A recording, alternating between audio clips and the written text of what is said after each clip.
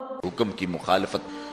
دوسرا شخص وشاب نشا فی عبادت اللہ، وہ جوان جس کی جوانی اللہ کی عبادت میں گزری۔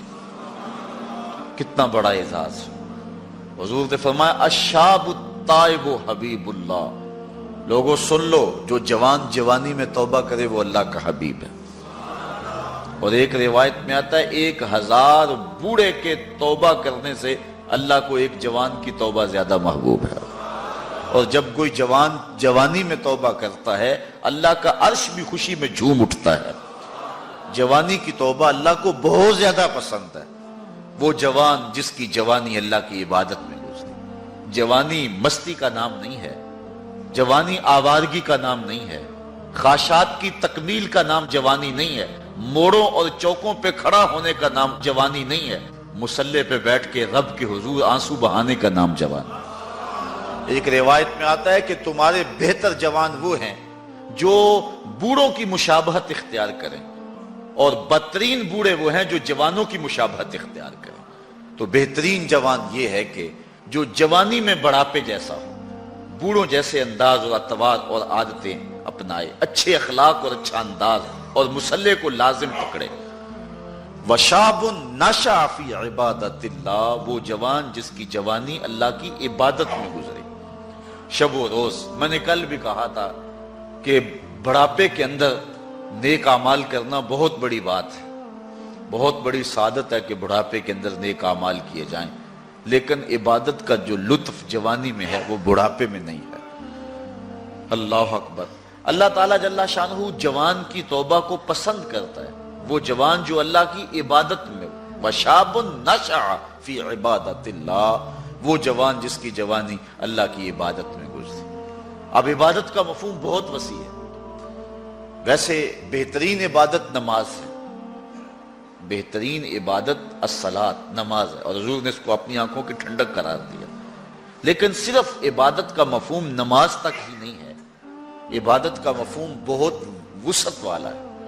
ساری زندگی اللہ کی رضا میں گزار دینا، اللہ کی مرضی کے مطابق زندگی گزار دینا، یہ عبادت ہے۔ اللہ اکبر!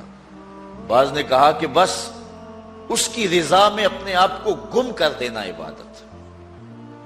غلام کو عبد کہتے ہیں نا، اور عبد وہ ہوتا ہے جو اپنے آقا کی مرضی میں اپنی مرضی کو گم کرتے۔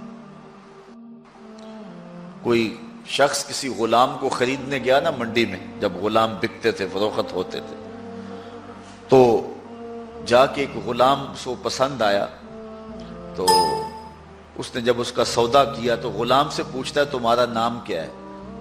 تو غلام کہتا ہے میرا نام کوئی نہیں ہے، جو رکھیں گے وہی میرا نام ہوگا۔ جب غلام ہے تو پھر اس کی اپنی مرضی ختم ہوگی۔ تو ہم اللہ کے غلام ہیں، اللہ کے بندے ہیں، تو بندگی کا حق یہ ہے، اللہ اکبر، کہ ہم سر سے لے کر پاؤں تک اس کے ہو جائیں۔ تیرے ہندیاں سندیاں محبوبہ، میں کافر ہوواں جے میں ہوواں۔ اپنی ذات کو تو فنا کرنا ہے، اپنی ذات کو تو قربان کرنا ہے۔ وہ جوان جس کی جوانی کے حسین ایام، جس کی جوانی کے خوبصورت لمحے، جبکہ بانکپن تھا، جبکہ خواہشات کا ہجوم تھا، جبکہ تمنائیں اپنے عروج پہ تھیں، لیکن اس نے سب کچھ اپنے رب کے لیے قربان کر دیا۔ سحری کے وقت اٹھ کے مصلی بچھایا اور آنسو بہائے، اور اللہ کے حضور عبادت کرتے ہوئے اپنی رات کو بسر کیا۔ ایک روایت میں آتا ہے جو دن کا روزہ اور رات کی عبادت نہیں کرتا اس کو ایمان کی حلاوت ہی نصیب نہیں ہوتی۔ ایمان کی ایک حلاوت ہے، ایمان کی ایک مٹھاس ہے، ایمان کا ایک مزہ ہے، ایک سرور ہے۔ وہ کس کو نصیب ہوگا؟ جو دن روزے سے گزارے گا اور رات مصلی پہ گزارے گا، اپنی آنکھوں پر حیا کے پہرے بٹھائے گا، اپنی سوچوں کی پاکیزگی کا سامان کرے گا۔ ورنہ جوانی آئی اور گزر گئی، اور اپنا قیمتی وقت ہم نے برباد کر دیا۔ جس طرح ہر چیز کا بانکپن جوانی میں ہوتا ہے، عبادت کا جو سرور اور عبادت کی جو لذت جوانی میں نصیب ہوتی ہے وہ زندگی کی کسی اور ایام میں نصیب نہیں ہوتی۔